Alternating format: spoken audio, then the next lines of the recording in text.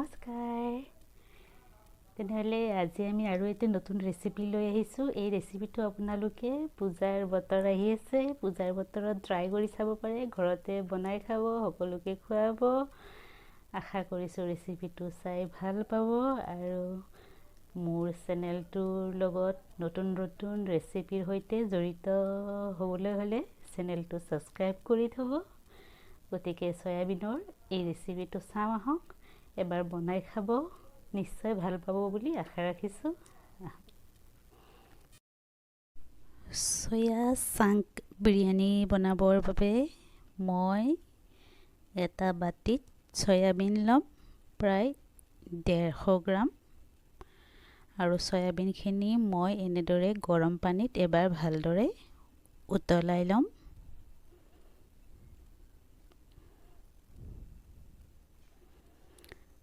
ভালদৰে উতলি অহাৰ পিছত আমি সয়াবিনখিনি ঠাণ্ডা হ'বলৈ দিম তাৰ পাছত ভালদৰে চেপি লৈ এটা বাটিত এনেদৰে সয়াবিনখিনি আমি লৈ লম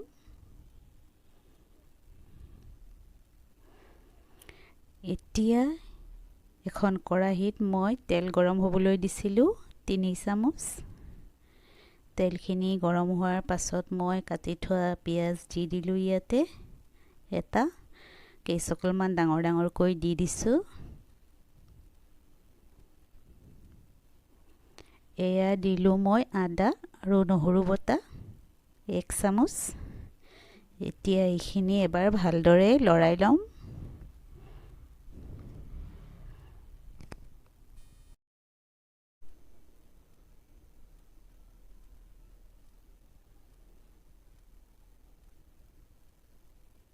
ইয়াতে মই দি দিলো কাটি থোৱা কেঁচা জলকীয়া মই এটা দি দিছো তাৰ পাছত মই জিৰা দি দিলো সৰু চামুচেৰে 1 চামুচ এইখিনি ভালদৰে অলপ লৰাই লম জুই বৰ বেছি ৰাখিব নালাগে জুইটো মিডিয়াম কৰি ৰাখিব লাগে তাৰ পাছত আমি দিম ৰঙা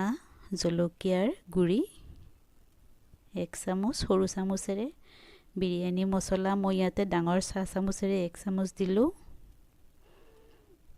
তেজপাত এটা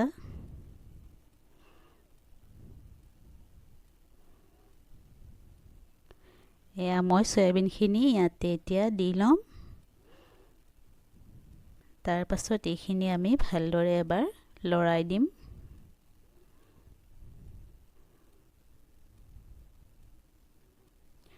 মই মিনি সয়াবিন ইউজ কৰিছো মিনি সয়াবিনটো ইয়াতে খুব ভাল লাগে খাই আপোনালোকে ডাঙৰ সয়াবিন থাকিলে সৰুকৈ কাটি ল'ব নিমখ দি লৈছো সোৱাদ অনুযায়ী নিমখ দি ল'ব আপোনালোকেও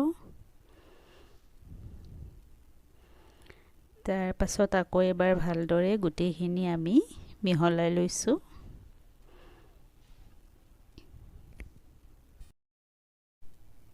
তাৰ পাছত মই এটা বাটিত টমেটো সস লৈছিলো 2 চামুচ অকমান পানী দি লৈছো যেহেতুকে সসখিনি বহুত ডাঠ আছিল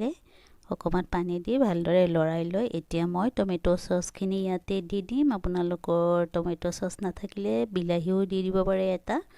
সৰুকৈ কুটি ল'ব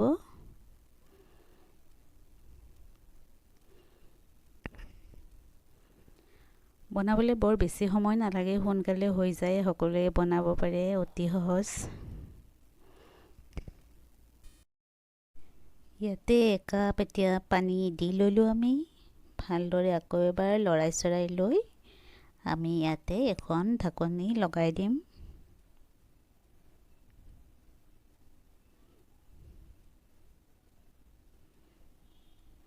এনেদৰে সকলোখিনি আমি এবাৰ ভালদৰে লৰাই লৈ ঢাকনি এখন লগাই দিম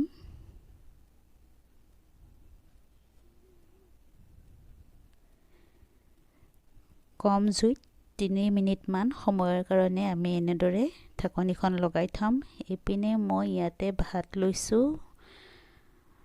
প্ৰায় 2 বাটি আৰু ইয়াতে মই ধনিয়া পাত দি ললো সৰুকৈ কুটি ইয়াৰে ওপৰত অকমান নিমখ ছটিয়াই ল'ব লাগিব তাৰ পাছত মই এয়া পিয়াজ শুকানকৈ একদম শুকানকৈ ভাজি থৈ দিছিলোঁ বেলেগকৈ এটা পিয়াজ এনেদৰে পিয়াজখিনি ইয়াতে আমি দি ল'ম আৰু গোটেইখিনি ভালদৰে আমি চামুচ এখনৰে মিক্স কৰি ল'ব লাগিব এনেদৰে সকলোখিনি ভালদৰে লাহে লাহে লৰাই মিহলাই ল'ব লাগিব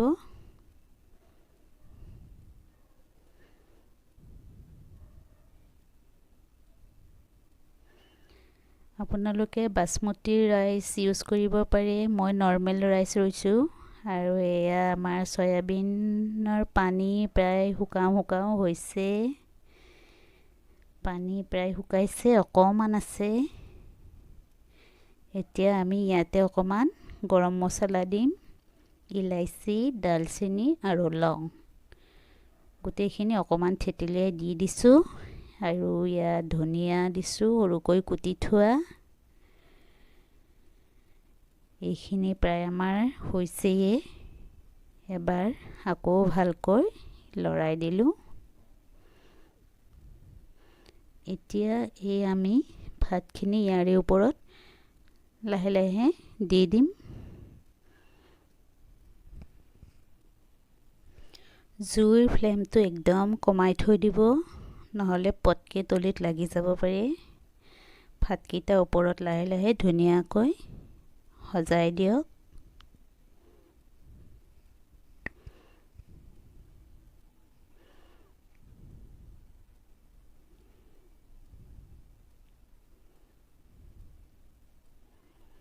এনেদৰে কাটা চামুচ এখনেৰে মাজে মাজে অকমান ফাক কৰি দিছোঁ যাতে ভাপটো ওপৰেৰে এনেদৰে ওলাই আহিব পাৰে আৰু বস্তুখিনি তলিত লাগি নধৰে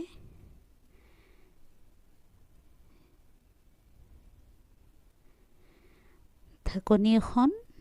লগাই দিয়ক 2 মিনিট সময় এনেদৰে লগাই থব লাগিব একদম কম জুই ব্যৱহাৰ কৰিব লাগিব 2 মিনিট পিছত এয়া আমি ঢাকনি গুছাই অকমান ইয়াতে খোৱা তেল ছটিয়াই দিম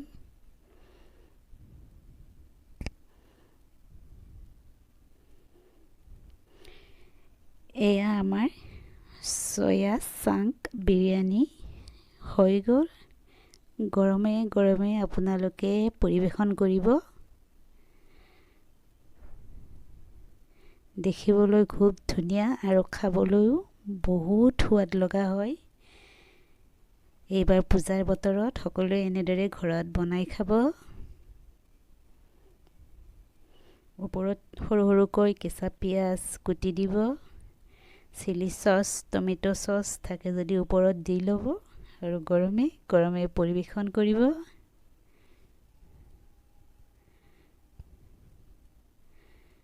খাই চাব ভিডিঅ'টো কেনেকুৱা পালে জনাব ধন্যবাদ